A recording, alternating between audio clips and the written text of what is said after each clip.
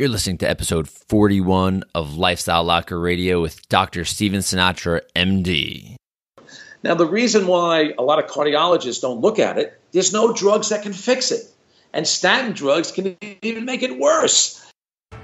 Hi, I'm Dr. Josh Hen, and welcome to the Lifestyle Locker Radio, where we dive into what makes an awesome lifestyle. From relationships to money mindset, nutrition to fitness, emotional health to peak performance, we bring you on an amazing journey to unleashing your human potential. So here's a little bit about Dr. Steven T. Sinatra. He's a board-certified cardiologist and an assistant clinical professor of medicine at the University of Connecticut School of Medicine in Farmington, Connecticut. Certified as a bioenergetic psychotherapist and a nutrition and anti-aging specialist, Dr. Sinatra integrates psychological, nutraceutical, and electroceutical therapies in the matrix of healing. He's the founder of HeartMindInstitute.com, which is an informational website dedicated to promoting public awareness of integrative medicine, as well as Vervana.com, which has amazing organic food. Dr. Sinatra is a fellow of the American College of Cardiology and an American College of Nutrition.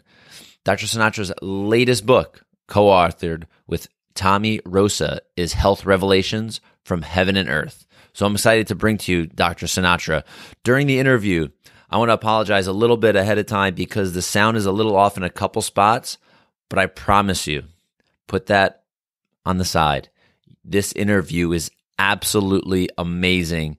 The knowledge that you're going to get here from Dr. Sinatra is priceless. So listen in and have fun. Here's Dr. Sinatra.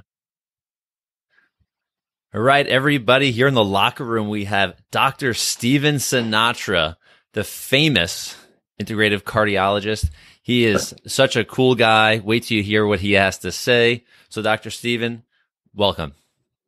Hey, it's good to be here, Josh. And you call us the locker room. Is that the reason? Were you an ex-doc or something yourself? No, well, I've been an athlete my whole life, and the locker room, where that really comes into play is, we have, I think of life like like an athlete or like even someone in school.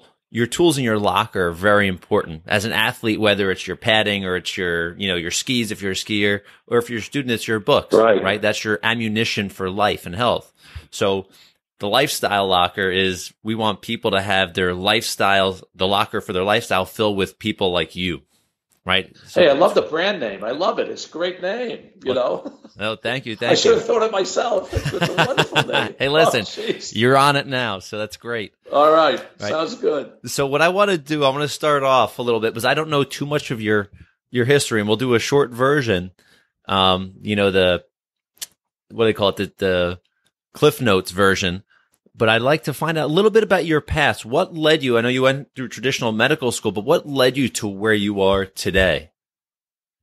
Oh, gee, it's been an amazing journey. I mean, I had 5 years of postgraduate training at the medical school, 3 in internal medicine and 2 in cardiology. And I'll never forget this, Josh. I just took my boards in cardiology. I was only 31. I passed my boards. I was a board-certified internist, a board-certified cardiologist. And then one of my patients was a friend of Jacob Rintz. I don't know if you ever heard of this guy. He was a Dutch chemist. And in the late 70s, early 80s, he was 91 years old. He needed bypass surgery. He didn't want to do it. So he developed his own nutraceutical formulas to reverse atherosclerosis, and he called it the Rintz formula. So I said to my patient, I said, this sounds crazy. And I said, let me talk to Dr. Rintz. So I get on the phone with Dr. Rintz. This guy's 91 years old. He was witty, erudite, sharp. I said to myself, my God, whatever this guy's taking, I want to take. So when I was 31 years old, Josh, I'm getting a chill right now. Getting a chill. Yeah. When I was 31 years old, I'm on the phone with a guy 91 years old, 60 years older than me. And I believed in him, and I became a cardiologist in recovery. I started to look at nutrition. I started to look at, all different modalities. And that's when I sort of flipped. Even though I had all this traditional training behind me, at that time, I sort of switched. The psychotherapy training program. I did 8 years of bioenergetics, 2 years of Gestalt. I took the American College of Nutrition nutraceutical exam, nutritional exam. I became certified in nutrition, did the A4M for years. I was one of the original guys there back in oh my God, they've been running that for 25 years. I gave the orals, I took those exams. So I branched out to anti-aging medicine, nutritional medicine, psychotherapy, Gestalt medicine, bioenergetics. So, my background has been kind of cool, and I really embellish it. So I love it. Yeah, so I think that's so cool. So for those that are listening, what does the word integrative cardiologist mean? You're looking kind of what you said, like you're looking outside the box a little bit. Yeah, a little bit. I mean, look, I'm a well-trained traditional cardiologist. Of course. If you needed bypass surgery or emergency pacemaker, those are simple decisions to make. However, the use of pharmaceutical drugs in treating people, for example, there's a lot of downside to that. So what I've done is I've used the best of both worlds. I used the nutritional approach, the integrative approach, and basically the alternative approach, and I combined it with the traditional. So I used all my training in cardiology, and I just combined it with, nutrigenomics, psychotherapy, mind-body medicine, you name it. Because what you really want to do is, try to fix the person. Whether you use something from this camp or that camp, it doesn't matter. It doesn't matter. All you want to do is get that person on the road better traveled and get them back to health. Yes. So on your website, during my research about you have something you call the 6 core therapies, right? That you use with people. So can you you don't have to go through everyone in detail, but kind of give the idea of like this integrative approach, how you're actually searching and looking to actually help a person heal from the inside out. Oh yeah, it's a good point. I mean, basically, the simplest type of therapy is diet therapy. I mean, let's face it. If you eat an all organic diet, you avoid glycophosphates, you eat enough healthy fats. I mean, I'm a big believer in healthy fat and higher dose protein. I don't like a lot of carbs. I mean, I'll go 40% carbs because they release insulin, and we got to realize that insulin is the most pro-inflammatory hormone. That's what makes us fat. So a healthy diet is number one. Being an ex-wrestler and gymnastic person years ago, I believe in exercise. It's really, really important. Mind-body is important because of my psychotherapy training. Then I wrote the book with Tommy Rosa, Health Revelations from Heaven. And I actually met a guy that went to from heaven and back. It was one of the greatest experiences of my life. So if you combine mind, body, and spirit now, with, a healthy diet, exercise, and then I'm a big believer in targeted nutraceutical supports. I mean, let's face it. I mean, targeted nutraceuticals, bring an enormous amount to the table. I mean, I started using CoQ10 over 30 years ago. And honestly, I could not practice effective, traditional cardiology without it. And then there's detoxification. I mean, we need to detoxify people because of the enormous impact of toxins in the environment, not just insecticides and pesticides, but glycophosphates. I mean, the list goes on and on. Mercury in the water supply, mercury in the fish. I mean, it's just endless. And then my last, I call it my last interest that happened about 12 years ago when I met Clint Olbert is earthing and grounding. I mean, earthing and grounding to me is one of the most phenomenal ways of getting free electrons into your body. And I can show you, I'll just take off one of my shoes. I walk on leather. And the reason why I walk on leather is because I'm connected to the earth. So when I had my coffee this morning and I walked to the coffee shop, I took in all these electrons through, actually my feet, my K1, because leather conducts. And it rained out here a little bit this morning, so I even got a better connection. So if you take grounding, mind, body, healthy diet, I mean, you take all these modalities together, it'll keep you out of the doctor's office. And that's what you want. And that's what I want. That's what your, listeners want. Yeah, that's so great. Everybody wants to feel healthier. Yeah, I didn't know that about the leather shoes and grounding or leather soles. Oh, that's actually really neat. You know what? Let me just digress for a second. Back in the 1950s, when I was walking to school, I was born in 1946, so I'm going to be 71 next month. I can remember walking on leather to school. And I walked when I was in third grade, I walked about a half a mile, and I walked on concrete sidewalks. And it was the healthiest thing I could do. Then all of a sudden, the Nike generation, the Adidas generation started to come within the next decade. And Josh, it's amazing. The incidence of type 2 diabetes has skyrocketed in this country around the same time as we started to become disconnected from the earth. In other words, when we started to walk on rubber as opposed to leather, we weren't absorbing these electrons. And then we did experiments with rats. I didn't do them myself, but I was privy to the research and I knew some of the researchers. And what they did is they looked at rats, and rats who were ungrounded to the earth had higher blood sugars. So all of a sudden we look at type 2 diabetes. Now look, a lot of carbohydrates, high fructose corn syrup. I mean, there's a lot of villains in the mix, but once you start grounding, your blood sugars go down, inflammation goes down. And I really think one of the reasons why we have an epidemic of type 2 diabetes is we become disconnected from the earth. So, it's simple healing. It's simple modalities of healing that can make a difference in people's lives. I tell everybody to walk barefoot when they can, walk barefoot in the park, walk on the beach. My God, walking on the beach when that surf's coming in with the minerals and everything, that's one of the healthiest things you can possibly do. Oh, that's great. I'm going to go out this afternoon and look for leather shoes. Jesus. Now, women still wear, about 10% of women still wear them, but, oh, wow. You got to walk on leather. I'm telling you, it'll make a difference in your life. Yeah. Yeah. So another thing that we talk about, like epidemics that I get to see in my practice as a chiropractor and reading people's case histories is cholesterol. And how many people are on cholesterol lowering drugs is mind blowing to me. I feel like it's more than half the people. Yeah. Regardless of age. So, you talk about a myth, like a cholesterol myth. So what is the myth? I mean, I wrote the book with Johnny Bowden. I mean, the myth is this, Josh. Look, cholesterol brings about this much to the table. In other words, if you have inflammatory LDL, or if you have worse, LP(a), that's a small cholesterol particle. It's connected with a disulfide bridge. It's very inflammatory.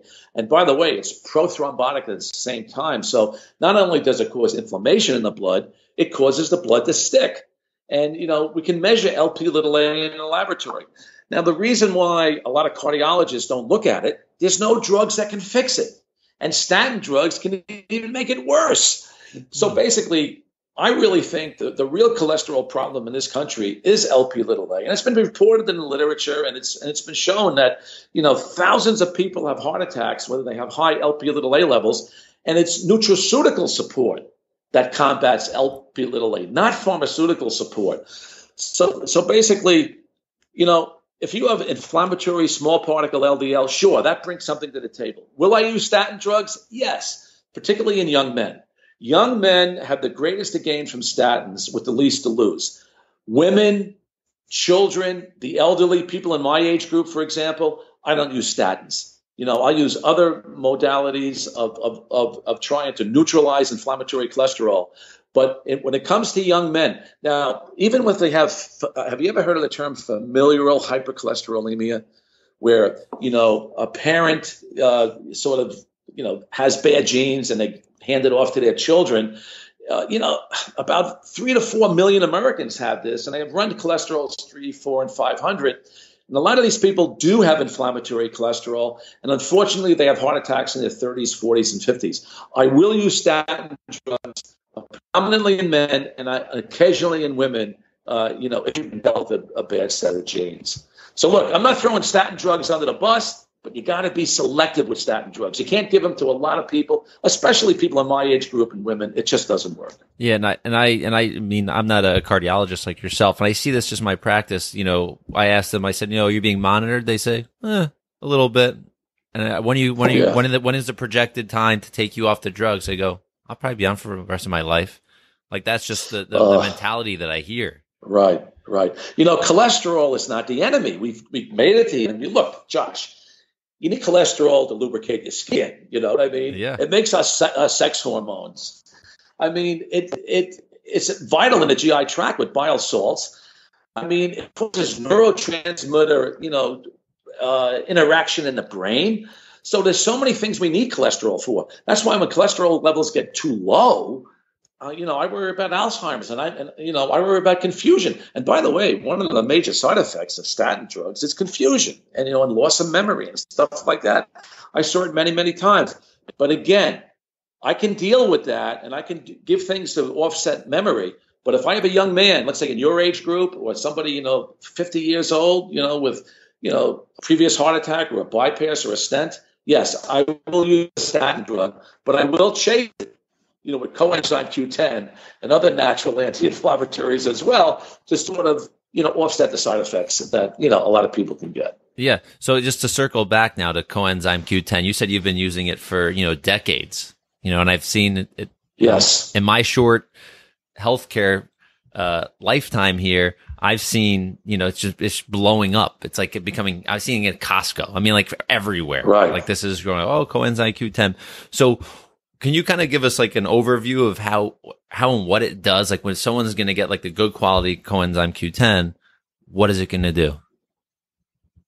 Well, I mean, first of all, CoQ10 was actually discovered, in 1972. So what are we now? 28. We're a little more than 40 years. And, with all great discoveries, and the Nobel Prize was won on coenzyme Q10, by Peter Mitchell, years ago. So it takes about 30, 40, 50 years for a lot of these modalities to trickle down into traditional medicine. But I'll tell you this. I mean, I stumbled upon CoQ10 when I was, in 1982. I used it in my first patient. She was waiting for a heart transplant. It was one of those situations where she had a child. It's called postpartum cardiomyopathy, where the baby sucks all the CoQ10 out of the mother's body. It's very, very rare, but I've seen it 2 or 3 times. And basically, this woman needed a heart transplant. So back in 1982, I was reading about CoQ10, doing a lot of, my investigation on it. And I came across an article where they were using it in Japan in people coming off bypass. And it actually helped people coming off bypass, coming off the heart-lung machine. So when I looked at that article, I said, well, geez, if it can help people come off bypass, well, maybe it'll help this woman with cardiomyopathy. And Josh, it was amazing. I gave her 10 milligrams 3 times a day. And I saw her, every week for 3 weeks. And by the end of the 3rd week, she says, doctor, I can't believe it. I feel better. I can walk across the room without shortness of breath. I don't wake up in the middle of the night, with heavy breathing. And I said to her, let's double it. A week later, she says, I feel better. I can do housework. I can use a vacuum cleaner. Let's double it again. And guess what? The Medical College of Virginia offered her a heart. She came back to me and she said, do I take the heart transplant? I go, it's your choice. I said, if you're feeling better, if it were me, I wouldn't do it. Now she's 72 years old. This is wow. 30 years ago, almost 40 years ago. And basically, she's doing well. So that was my first save on CoQ10. But since then, oh, Josh, I've had dozens and dozens. I mean, one of my greatest saves was a 9-year-old boy who he was dying from heart failure. He had 2 surgeries on his heart. Now he's 31 years old. He's the oldest, what we call, corrected transposition in the world. He has what we call a singlet outlet double ventricle. It's a very, very complex congenital case. And I started using CoQ10 when he's 90 years old. Now he's 32. I still see him. Wow. I'm retired from cardiology, but I still see patients like this because I want to follow them. I never charge them. I just want to, just be involved in their lives. And, this is what gives me great joy, when you can take people off, the death list, so to speak, and get them into a good quality of life. That's the essence of alternative medicine, That's the essence of it. Yeah. And that's a great tool that people can actually put into their locker, right? Is coenzyme Q10. Regardless. And by the way, athletes use it all the time. Yeah. Oh, yeah. Athletes, I'm telling you, by the way, when I wrote my books on CoQ10, I came across an abstract from cross-country skiers in Finland. Cross-country skiing in the Olympics, they say, is one of the most grueling, events of all time. Yeah. I mean, you go for miles, kilometers, so to speak. But basically, some of the studies done on cross-country skiers, showed better endurance. And when I coached wrestling back when I was in the 30s, when I was using CoQ10, I was giving it to my, high school students, and I was having them take vitamins and minerals. I wish I knew about CoQ10 when I was Division I wrestling, because it supports ATP, and whenever you support ATP, adenosine triphosphate, you're bringing energy to the table. That's why people who have heart failure, they have energy-starved hearts. If we biopsy those hearts, they don't have enough ATP in their myocytes, And we've done that with biopsies, not myself, that's been reported in the literature. So when you give CoQ10 to starving hearts with energy, it increases the energy, and that's what we all need. Whether you're an athlete, whether you're, suffering from, heart failure, and you need a heart transplant, energy is the answer. And that's why I wrote the book, Metabolic Cardiology. It's one of my best books. Yeah. So even like, we'll say someone who's not an athlete, so to say, if they're not having this cardiac problem, right, it's a great tool to have, or a great new supplement to take daily. Yeah. I mean, I use it in people over the age of 40, consistently. I mean, can people under the age of 40 take it? Of course they can. I mean, even my kids, when they were suffering from asthmatic symptoms, I was giving them CoQ10. Remember, CoQ10 is a mitochondrial support. It's a potent anti-inflammatory. And it drives ATP in a preferential direction to drive energy in the body. And,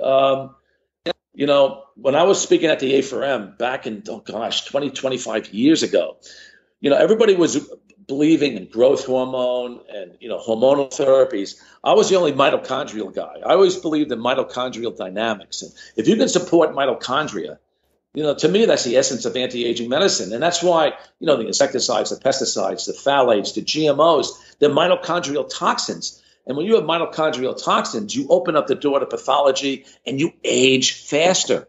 So CoQ10, I believe, is one of the greatest impediments to aging.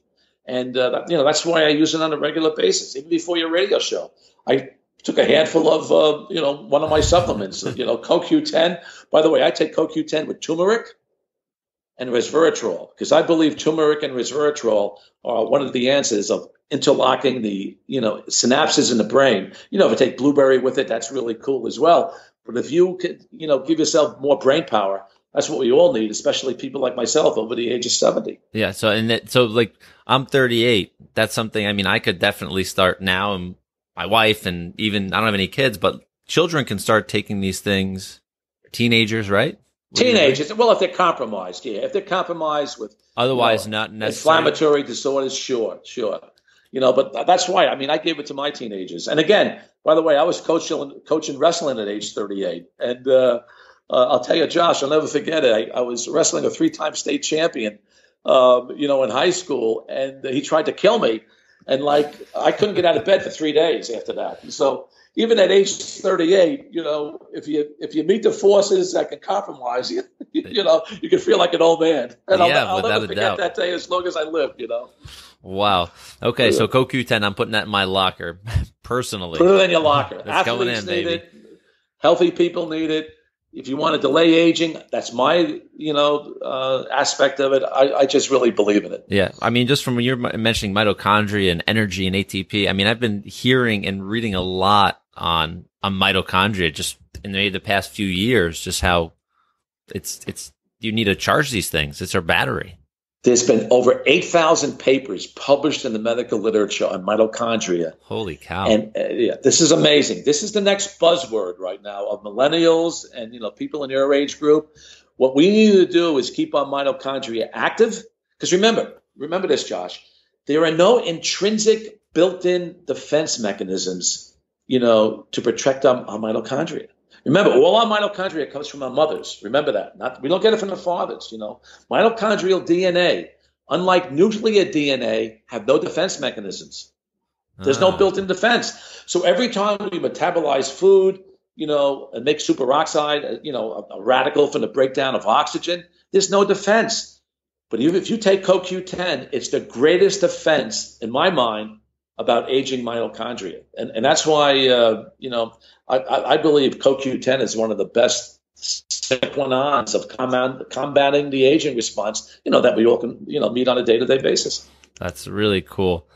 Wow. I like this. I'm getting a little more excited here. This is really cool. So I want to kind of shift a little, pivot a little bit here. In browsing, and learning more about you, you mentioned something about EMF radiation. Oh yeah, right. I've noticed that in some of your on your website and looking you up.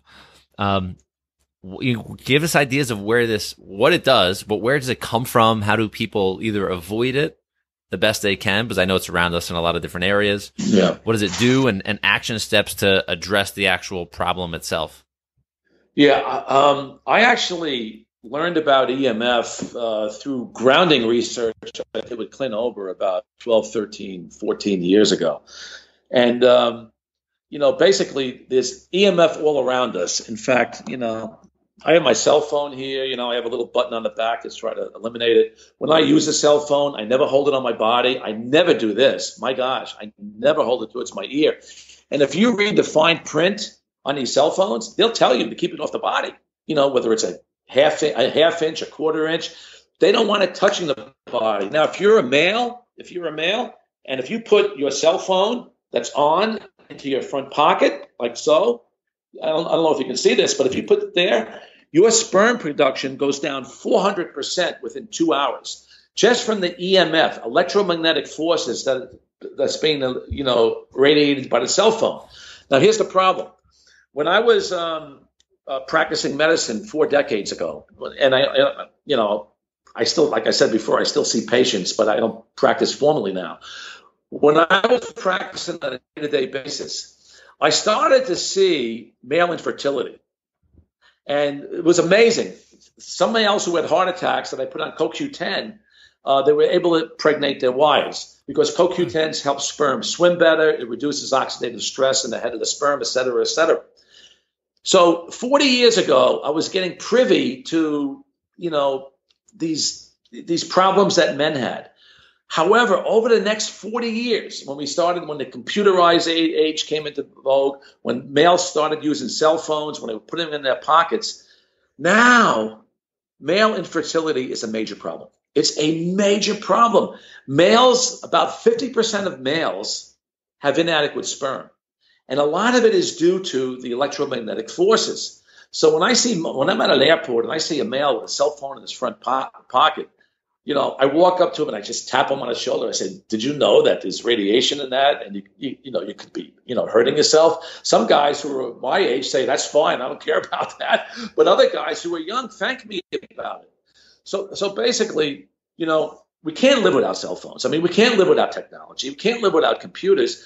But I always tell my clients, my friends, my family, be productive without being self-destructive.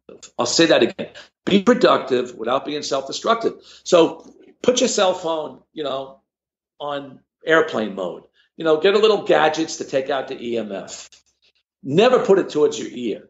The same thing with laptops. Don't put a laptop on your body. And by the way, I don't have Wi-Fi in my house. I'm using Wi-Fi from an office that's about 100 feet away. But all my computers are internet. In other words, they're plugged in. I don't have cordless phones in the house. Cordless phones emit radiation. So, you want to keep your house safe, and especially kids. You want to keep kids safe because the younger you are, the more susceptible you are to EMF. And it's my belief, and along with a lot of others, this sea of soup we live in, these invisible forces, you can't see it, smell it, taste it, or feel it, but they're insidiously attacking our mitochondria. They're aging us. And I feel it's one of the biggest factors, in addition to environmental toxins, mercury, vaccinations. I mean, it's like a soup of toxins. But, I think Alzheimer's disease and as well as, autistic spectrum disorder in younger children, I think we're at epidemic proportions right now. And, as a society, we need to do something. We're almost like the Roman Empire, Josh. Really, outside forces, killed it. And, the internal strife, the big thing there was in the Roman Empire, the Senate was drinking wine out of lead goblets, lead. Yeah. And they became lead intoxicated. They developed Alzheimer's disease. They became confused and demented. So if you have a society that, can't make the right decisions and you got outside wars, it's almost like what's happening in the world today. So we have to be very, very careful about, our environment, things we put into our bodies, and we have to question some of the newer technologies. But again, we need to be productive without being self-destructive. So we need to protect ourselves. That's why we need antioxidants. We need, a healthy diet. We have to be aware of the EMF. You got to be privy to grounding. Remember, when you ground, you discharge your body of EMF. So that's very, very important. Okay, so that's a great. So grounding has a direct effect on, if we're living in a Wi-Fi world, being grounded. Yes. very frequently is a very good thing to kind of discharge. Yes. Okay, great. I walk barefoot on my lawn every day because, again, I do use computers. Even though they're on Ethernet, I'm still getting a small dose. I do use a cell phone.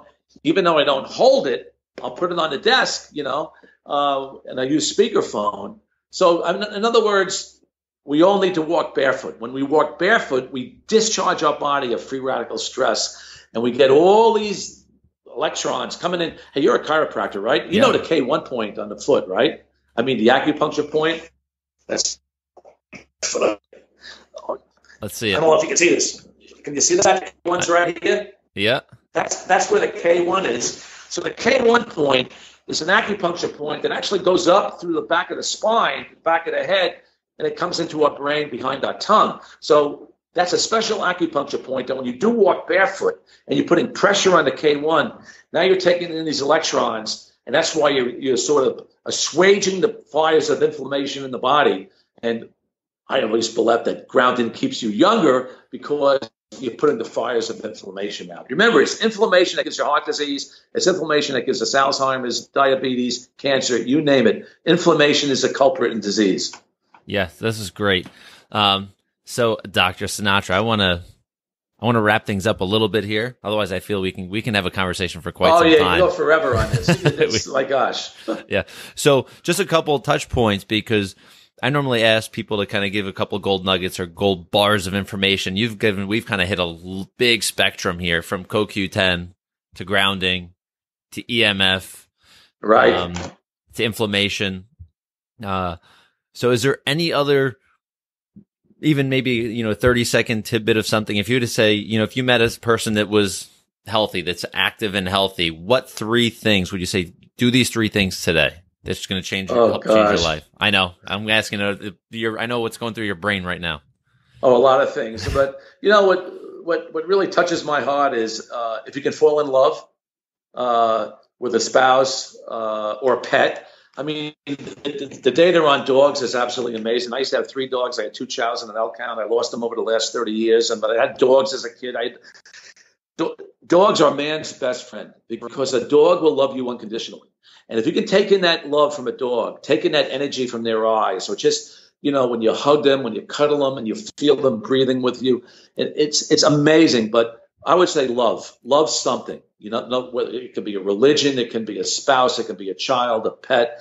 The other thing I would say is try to emote more, try to cry more, try to have your feelings out. Now I'm talking like a bioenergetic therapist. I've seen people who hold in anger and hold in sadness. Sadness is the Achilles heel for the cardiovascular system. So is held in anger.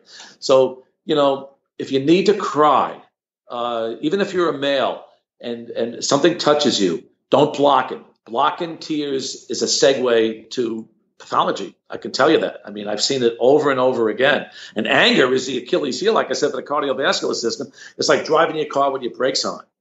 So emotional release, maybe that's the word. Yeah, is really. And I'll tell you, I saw a movie 5 times. I don't know if you ever seen this movie. You ever see Hoosiers? Yeah, the movie about the basketball team. That made me cry, and I ended up seeing that movie 5 times because I thought the acting was superb, and it reminded me of my old high school situation as well. So, emotional release is very, very important. Having love in your heart.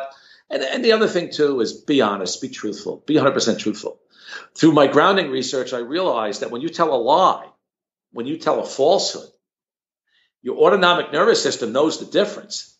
And whenever you lie, you go on autonomic discharge, meaning that now you have a sympathetic discharge affecting the body. Blood pressure goes up, heart rate goes up, and total peripheral resistance gets squished. So, the most refractory people I've had in my practice with high blood pressure, I couldn't get their blood pressures down, were people that never told the truth.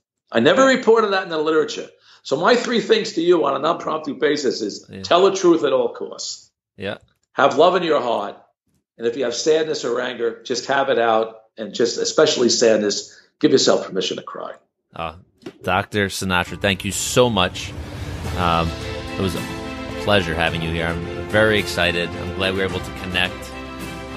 You too, Josh. Yeah. So from Lifestyle Locker and myself, I really want to thank you so much for being on the call today. All right, Josh. God bless. Thanks so much. Thank you. All right, Locker Nation, how awesome was Dr. Steven Sinatra? What an intelligent guy with all of those years of experience, all that schooling, and then he's now an integrative cardiologist. This guy is doing things to help promote people's healthy lifestyle so they don't have to go out and use the drugs and don't have to go out and get the surgery unless it's, God forbid, it's some kind of crazy emergency. So we're realizing this now. Medical doctors are realizing this now, that you own your lifestyle. Your health is determined by the quality of your lifestyle. So is your sickness and disease. So go ahead, follow Dr. Sinatra.